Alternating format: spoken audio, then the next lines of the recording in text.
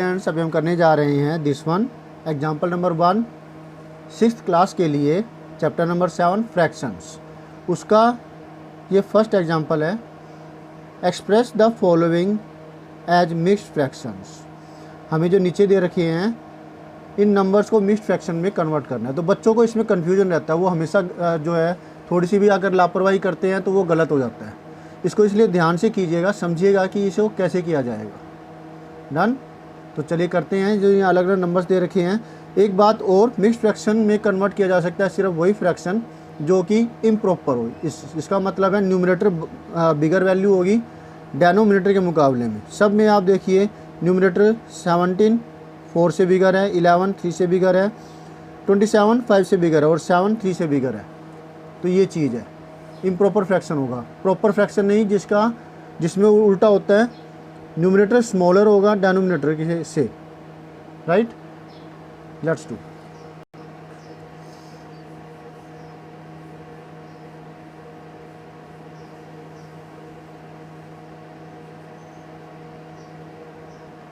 तो फिर 17/4 है, ज़रा देखिए इसको हम करते हैं। 17 को डिवाइड करना है 4 से, तो जो ये है डिवाइजर, ये है क्वोशिएंट जो आने वाला है। 4 की टेबल में कहाँ तक गया ये 4 4 जार 16, माइनस करने पर आया 1। ये है रिमाइंडर और ये है क्वोशिएंट। ठीक है, तो हम इसको लिखेंगे मिक्स्ड फ्रैक्शन के रूप में। क्वोशिएंट यहाँ रिमाइंडर और यहाँ डिवाइजर, जिसका मतलब क्या हुआ कि 4 है तो नीचे तो 4 ही रहेगा। क्या बताया मैंने, 4 है तो नीचे 4 ही रहेगा। जो क्वोशिएंट आया है वो इधर और जो रिमाइंडर आया है वो इधर। रिमाइंडर न्यूमरेटर में, इस बार के सामने जो है वो क्वोशिएंट आएगा और जो नीचे था वो नीचे ही रहेगा। डन। तो एक पार्ट हो गया। अब बी 11/3, तो ये लिखते समय नीचे तो 3 ही रहना है, एक जगह तो फिक्स है इसकी।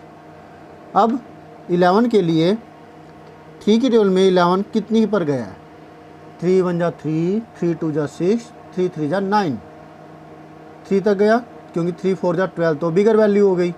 तो फिर 3 3 जा 9, क्वोशिएंट जहाँ तक डिवाइड हुआ है वो यहाँ पर। 9 करने के बाद 11 - 9 2 रिमाइंडर होगा, तो 2 इधर आया। मतलब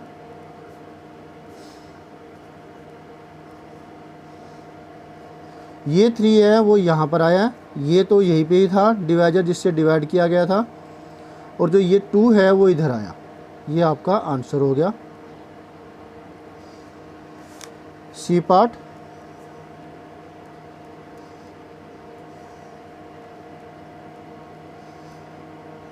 फाइव 5 जार 25, 7 - 5 2।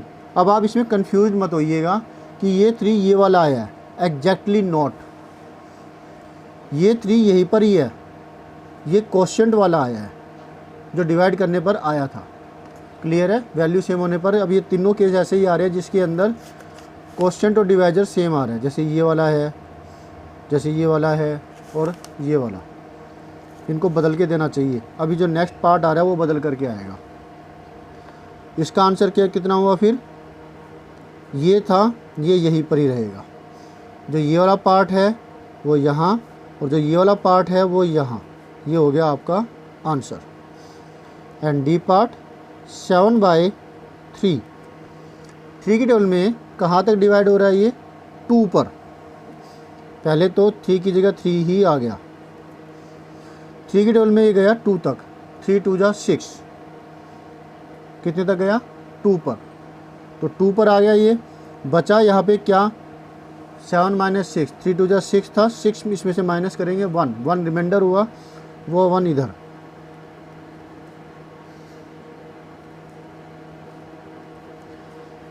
थ्री की जगह 3 ही है, ये 2 क्वोशिएंट इधर आया, रिमाइंडर इधर आया, इस वजह से। क्लियर है। तो ये इस तरीके से हमने ये कर दिए।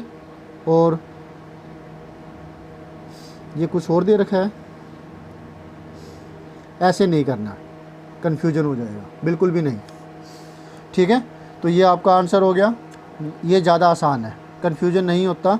और जब इसको वो कहे कि वापसी भी इसको चेक करके देखो आप, आपका आंसर ठीक है या नहीं है, तो इसको चेक भी करके देखिए। चेकिंग अगर हम करें कि भी कई बार होता है कि हमारे पास मेथड होता है चेक करने का, और गलती के फिर जो अगर चांसेस होते हैं ना, तो वो जीरो हो जाते हैं, क्योंकि हम चेक करके पता कर लेते हैं कि हमारा आंसर ठीक है या नहीं है। तो उस केस में आप ये करके देखिए, इन दोनों को मल्टीप्लाई कीजिए और प्लस में ये वो कीजिए, इन दोनों की मल्टीप्लिकेशन प्लस में जो यहाँ पर है वो। तो 4 × 4 + 1 / 4, 4 4 जा 16, 16 + 17, 17/4, वापसी मिलाना, तो आपका ठीक है।